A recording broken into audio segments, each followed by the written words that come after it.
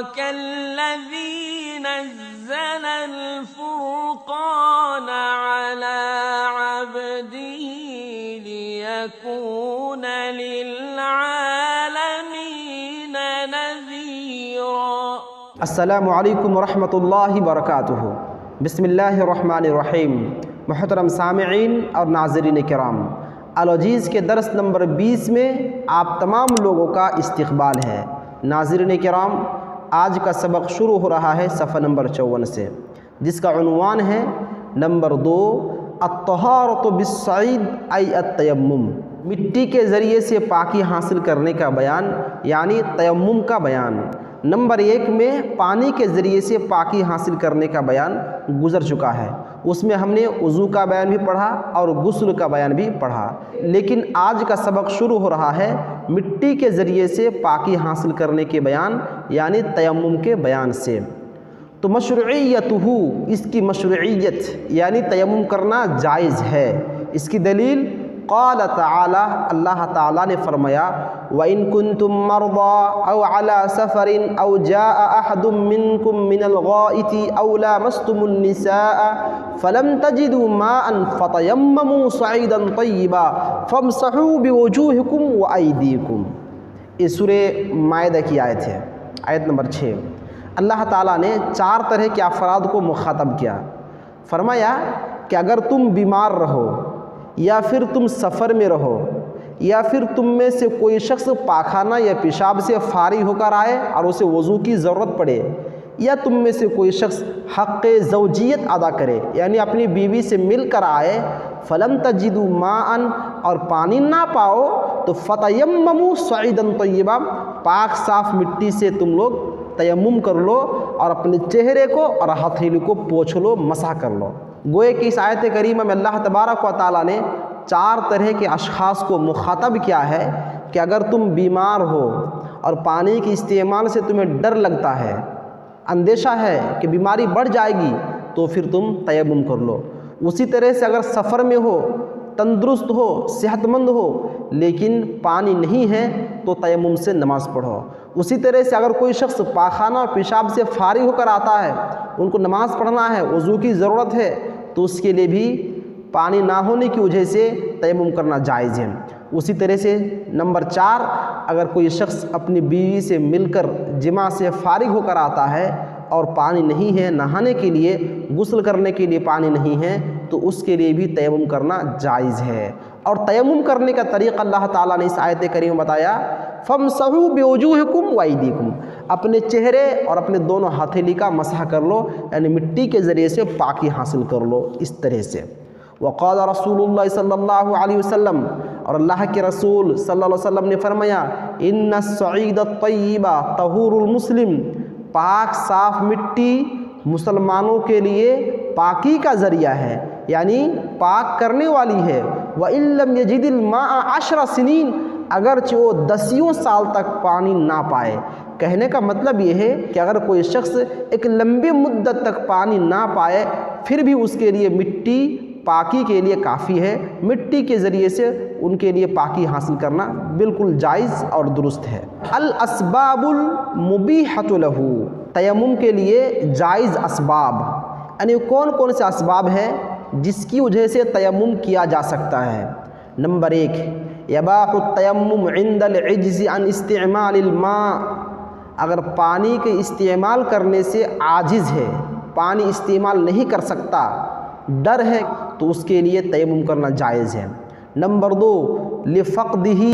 یا پانی نہ پائے تو پھر بھی اس کے لیے تیمم کرنا جائز ہے۔ انسان صحت مند ہے، تندرست ہے، کوئی پرابلم نہیں، جسمانی اعتبار سے بالکل صحیح سالم ہے، لیکن پانی موجود نہیں ہے، ایک ایسی جگہ میں ہے جہاں پانی ہی نہیں ہے، دور دور تک پانی کا کوئی عطا پتہ نہیں ہے، تو اس شخص کے لیے بھی تیمم کرنا جائز ہے۔ نمبر 3، او خوف ضرر من استعمالہ، پانی تو موجود ہے لیکن پانی کے استعمال سے خوف کھاتا ہے کہ ان کے جسم میں بیماری بڑھ سکتی ہے، یا پھر سخت ٹھنڈی کی وجہ سے انسان بیمار ہو سکتا ہے۔ اس میں دونوں صورت ممکن ہے، ایک انسان صحت یاب ہے لیکن پانی کے استعمال سے ڈر رہا ہے کہ اگر میں پانی کا استعمال کروں گا تو میں بیمار ہو سکتا ہوں، اور ایک انسان بیمار ہے، اب وہ ڈرتا ہے کہ اگر میں پانی کا استعمال کیا تو میں اور بیمار پڑ جاؤں گا، میری بیماری اور بڑھ جائے گی، تو اس طرح سے ان لوگوں کے لیے بھی تیمم کرنا جائز ہے۔ جیسے کہ ٹھنڈی کے موسم میں اگر کسی کو لقوا یعنی پیرالائز کی بیماری ہو جاتی ہے تو اس کے لیے ڈاکٹر ان کو نصیحت کرتے ہیں کہ آپ پانی کا استعمال نہ کریں، پانی سے دور رہیں۔ تو خصوصاً ایسے مریض کے لیے اس کے لیے پانی کا استعمال مضر ہے، نقصان دہ ہے، تو اس کے لیے پانی کا استعمال کرنا درست نہیں ہے، بلکہ اس کے لیے تیمم کرنا ہی جائز ہے۔ اسی طرح سے کوئی انسان ضعیف ہے، کمزور ہے، اپنے عمر کے آخری مرحلہ میں پہنچ چکا ہے، اگر وہ پانی کا استعمال کرے گا تو انہیں ڈر ہے کہ میں بیمار پڑ سکتا ہوں یا میری جان جا سکتی ہے، تو ایسے افراد کے لیے بھی وہ کرنا بالکل درست ہے۔ اب ایک چیز یہ ہے کہ انسان جماع سے فارغ ہوا لیکن پانی نہیں مل پا رہا ہے، وہ صحت مند ہے، تندرست ہے، جسمانی اعتبار سے بالکل ٹھیک ٹھاک ہے، لیکن پانی نہیں ہے تو کیا کرے گا؟ بتایا جا رہا ہے کہ وہ تیمم کر لے گا، اور تیمم سے پاکی حاصل کرنے کے بعد وہ نمازیں پڑھ سکتا ہے، نماز پڑھے گا، اس میں کوئی پرابلم نہیں ہے۔ عن عمران بن حسین رضی اللہ عنہ قال، عمران بن حسین رضی اللہ تعالیٰ عنہ کہتے ہیں، کننا مع رسول اللہ صلی اللہ علیہ وسلم فی سفر، ہم لوگ اللہ کے رسول صلی اللہ علیہ وسلم کے ساتھ ایک سفر میں تھے، فصلی بالناس، تو آپ نے لوگوں کو نماز پڑھائی، فَإِذَا هُوَ بِرَجُلٍ مُعْتَزِلٍ، پھر اللہ کے رسول کا گزر ایک ایسے شخص سے ہوا جو لوگوں سے الگ تھلگ ہو کر دور میں بیٹھا ہوا تھا، فقال، تو اللہ کے رسول نے پوچھا، ما منعک ان تصلی، نماز کیوں نہیں پڑھے؟ نماز پڑھنے سے تمہیں کس چیز نے روکے رکھا؟ قال، انہوں نے کہا، اصابتنی جنابۃ ولا ماء، اے اللہ کے رسول صلی اللہ علیہ وسلم،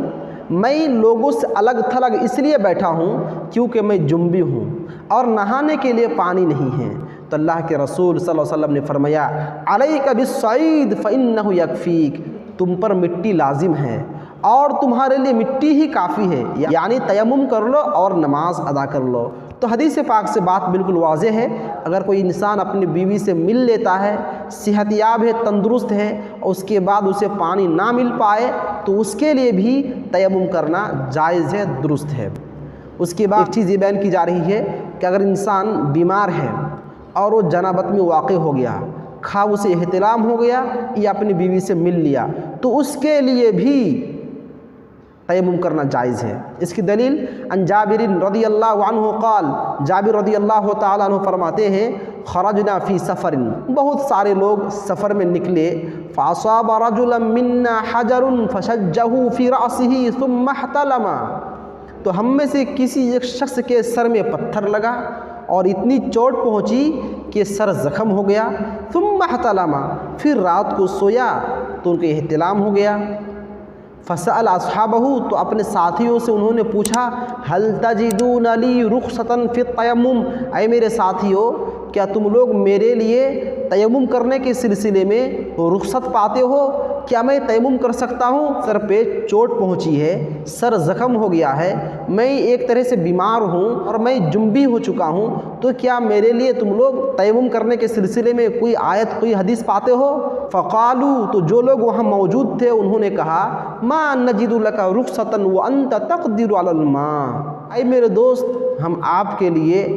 حدیث و قرآن میں کوئی رخصت نہیں پاتے ہیں، اس لیے کہ آپ پانی تو استعمال کر سکتے ہیں۔ یعنی وہاں موجود صحابہ کرام کو یہ معلوم نہیں تھا کہ اس کے لیے تیمم کرنا جائز ہے، تو ان لوگوں نے فتویٰ یہ دے دیا کہ تم تیمم نہیں کر سکتے، تو انہوں نے کیا کیا؟ فاغتسل، غسل کر لیا، فماتا، اور غسل کرنا ان کے لیے اتنا بڑا نقصان ثابت ہوا کہ فماتا، وہ مر گیا۔ فلما قدمنا علی رسول اللہ صلی اللہ علیہ وسلم اخبر بذلک، صحابی رسول کہتے ہیں کہ ہم لوگ اللہ کے رسول کے پاس جب آئے تو اللہ کے رسول کو یہ خبر دی گئی کہ آپ کے ایک صحابی کو سر پہ چوٹ پہنچی، سر زخم ہو گیا، پھر ان کو احتلام ہو گیا، تو انہوں نے پوچھا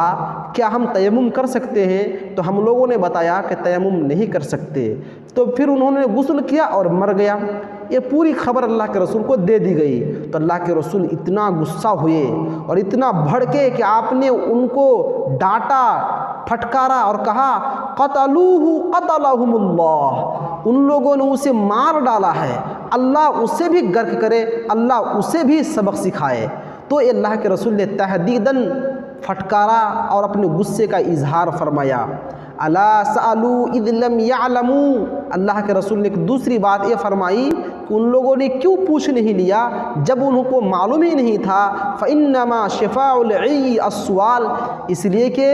نادانی اور جہالت کا جو علاج ہے وہ ہے پوچھ لینا اور علم حاصل کر لینا۔ انما کان یکفیہ ان یتیمما، اس کی بعد تیسری بات آپ نے فرمائی اس شخص کے لیے کافی تھا کہ وہ تیمم کر لیتے۔ اس سے معلوم ہوا ایک انسان صحت یاب ہے، تندرست ہے، لیکن وہ انسان بیمار ہو جاتا ہے اور پھر اسے پانی کے استعمال سے ڈر محسوس ہوتا ہے، پانی کے استعمال سے خطرہ لاحق ہے کہ اگر میں پانی کا استعمال کروں گا تو میں مر سکتا ہوں، تو اس شخص کے لیے جائز ہے وہ تیمم کر کے وہ نماز پڑھے گا اور دوسری عبادت بھی انجام دے سکتا ہے۔ وعن عمرو بن العاص رضی اللہ عنہ لما بعث فی غزوة ذات السلاسل قال احتلمت فی لیلۃ باردۃ شدیدۃ البرد۔ عمرو بن العاص رضی اللہ تعالیٰ عنہ کہتے ہیں کہ ان کو اللہ کے رسول نے غزوہ ذات السلاسل میں بھیجا، اور جب وہاں پہنچا تو ان کو ایک سخت ٹھنڈی رات میں احتلام ہو گیا۔ فاشفقت ان اغتسلت ان اہلک، وہ صحابی رسول کہتے ہیں کہ میں اپنے نفس پہ ڈرنے لگا کہ اگر میں غسل کروں گا تو میں مر جاؤں گا۔ فتیممت ثم صلیت باصحابی صلاۃ الصبح، تو میں تیمم کر لیا، تیمم کرنے کے بعد اپنے تمام ساتھیوں کو فجر کی نماز پڑھا دی۔ فلما قدمنا علی رسول اللہ صلی اللہ علیہ وسلم، لیکن جب ہم لوگ